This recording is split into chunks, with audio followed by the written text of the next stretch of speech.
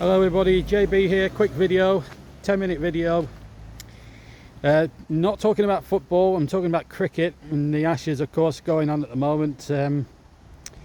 Not going well for England, obviously. Bairstow not working in the Ashes, and it's understandable really, because the Australians are not a dim side, as I'll explain in a minute. I mean, the first two tests, England should have won the first test. They declared too soon. Let's just have a quick word about the first test, because I'm giving my opinion of that at Edgbaston the other week. In the first test, we were about 390 off for 8, and we had Root batting, and he was in fantastic form, knocking the Aussies all over the place. Stokes does something that no one anyone expected and declared, only because he wanted to have a couple of overs at the Australians before the end of the first day. Now, I think hindsight, when Stokes thinks back and has his time again, I don't think he would have done that. I think if you bat, and they should have batted on, got another 40-50 runs, and that, I feel, would have took the game away from Australia. In the end, it came down to 2 wickets in the end, and we lost the game. Now at Lord's, we put Australia in on a batting surface, which on a bowler's paradise. There was a green pitch, it looked good for bowling. But the Australians dug in, and they played what I would call proper test match cricket. Occupied the crease, looked good in every facet of the game. Steve Smith looked absolutely superb, as I thought he would. Great batting performance. Australia 400 and odd all out. And you're thinking, right, do exactly what the Australians have done here, England. Don't play this kamikaze batting game where you're going to get yourselves out. What do England do? They chuck wickets away. The only exception at the top of the order was Ben Duckett. I thought Ben Duckett had a very good match, and very unfortunate on 2 occasions in both innings not to get a ton on both innings. I thought he played magnificently throughout that test match. Zach Crawley failed. Only Pope did well as well. I thought Pope did really well. And England were 185 for 1 at one point, and then we just chucked wickets away. Brook trying to act like as if he was a baseball player instead of a cricketer. Root went cheaply. Stokes in the first innings went cheaply. Bairstow. The list is endless. And it was really frustrating. And then when you're trailing after the first innings, I don't know. I think we got Australia out for 280 odd. I think again, the Australians did okay and did what they had to do. And I have to say, Nathan Lyon, he got injured, didn't he, the spinner, but he came out to bat and he scored 15, which turned out possibly in the end to be crucial. Batting on one leg, that is just unbelievable courage from the Australian spinner. Now he might miss Headingley now next week, on Thursday, possibly, because that looks a serious injury that he picked up on day 1. So we wish Nathan Lyon well. So England are left with about 380 to win. Top order failed, apart from Ben Duckett, who scored a brilliant 83. Crawley failed. Pope failed. Root failed. Harry Brook failed. Now these players, when the chips came to, you have a day and a half to go. You spend at least half that day at least occupying the crease.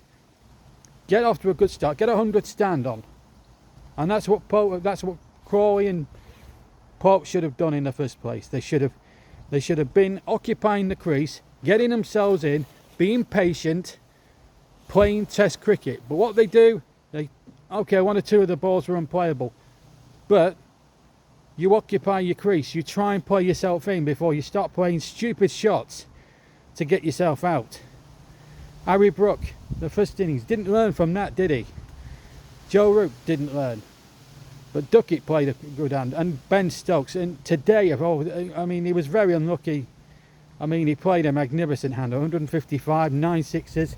He's the sort of player that can thrill a crowd. Some of the England batsmen can't. Stokes can bat.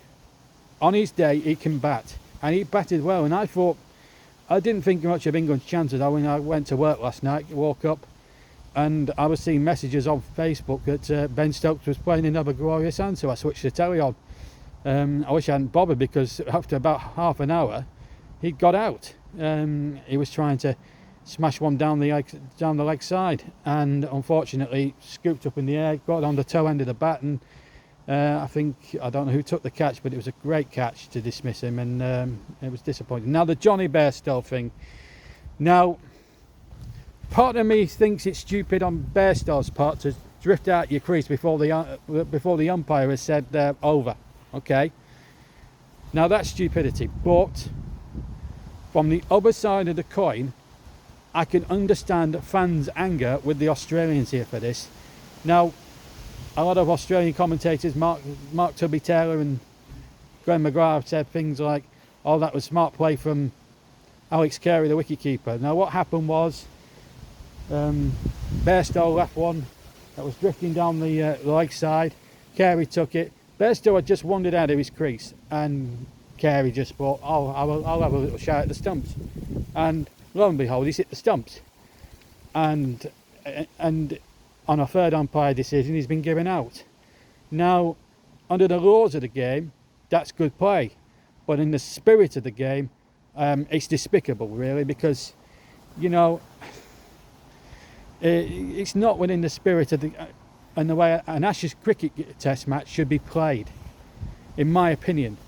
And I just feel that the Australians have done themselves a lot of harm from this, from the British public at large, the English cricket public at large, because you don't do that. Yeah, and people might say, "Oh, it's a good piece of opportunism." Probably is, but the spirit of it, not for me. That is truly ridiculous, and I think the Australians deserved. I mean, the members. I've never seen the members at Lord's. I saw it on television. I've never seen the members at Lord's give an Australian team so much stick for that, because of that farce with Bairstow. Never. It is absolutely preposterous. Then we went down to the last four. Anderson stuck in well. Thought Josh Chung, for a tail ender, played some very, very good shots.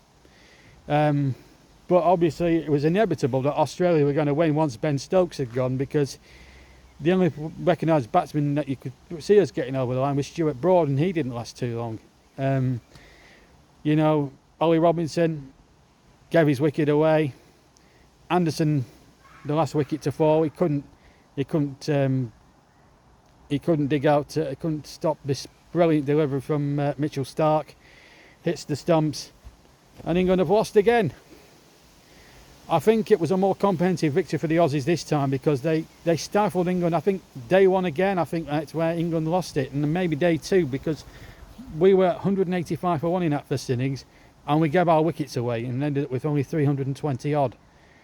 And when you're trailing the Australians after the first innings of any test match, it's a tall order to climb. Now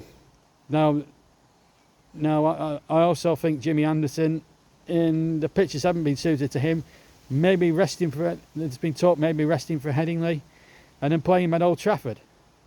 But then if you rest him and you lose the third test match, what's the point in bringing him back when the Ashes have gone?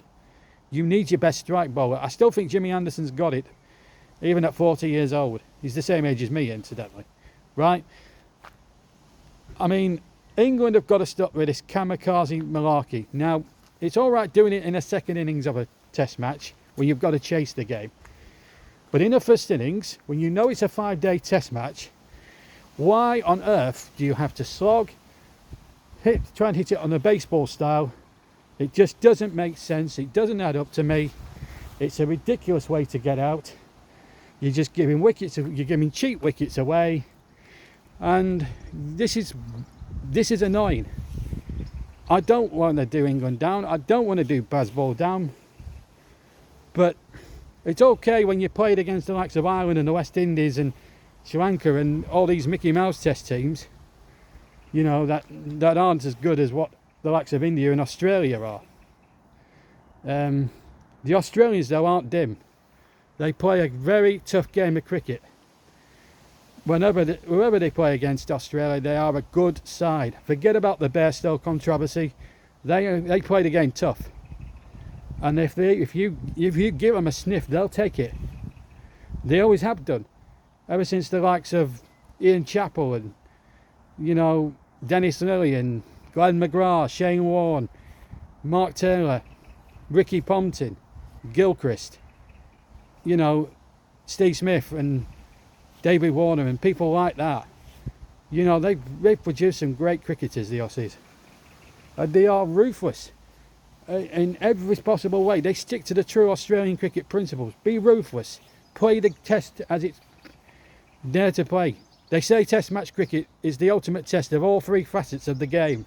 Batting, bowling and fielding. Now England have been kamikaze, I think, in the first two tests in all three. And I think Brendan McCullum and Ben Stokes, now Stokes played really well today, can't knock him for that. But I think his captaincy has been quite naive during the first two tests, especially up at Birmingham, where he declared when England hadn't even reached 400 and had Joe Root at the crease with 100 odd not out. So, I mean, what does that tell you going forward?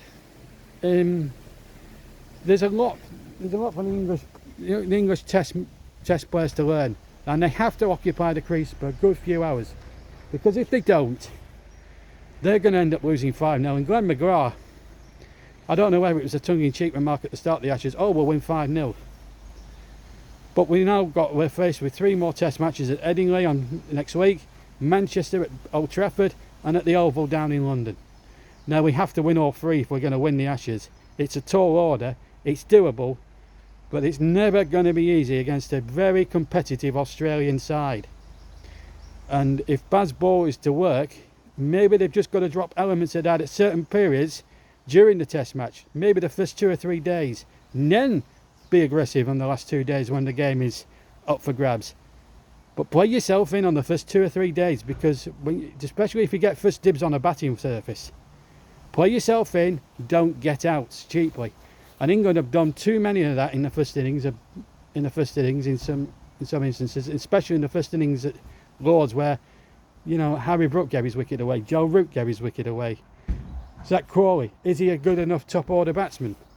We don't think we've had a good enough top order since the likes of Alistair Cook and Andrew Strauss. Something has to change. We have to take, you know, you can be expansive, you can play your shots, you can be entertaining as much as you like, but at the end of the day, it's about results, and the results don't lie. Australia deserve to be 2-0 up in this series, and if England aren't careful, it could be a whitewash. Now they've got to go out in Headingley and play do what the Australians did. Play aggressive, play this style of game by all means, but play smartly and play conservatively at times. Don't go giving your wickets away. England today, apart from Ben Stokes and Ben Duckett, were complete and utter shambles.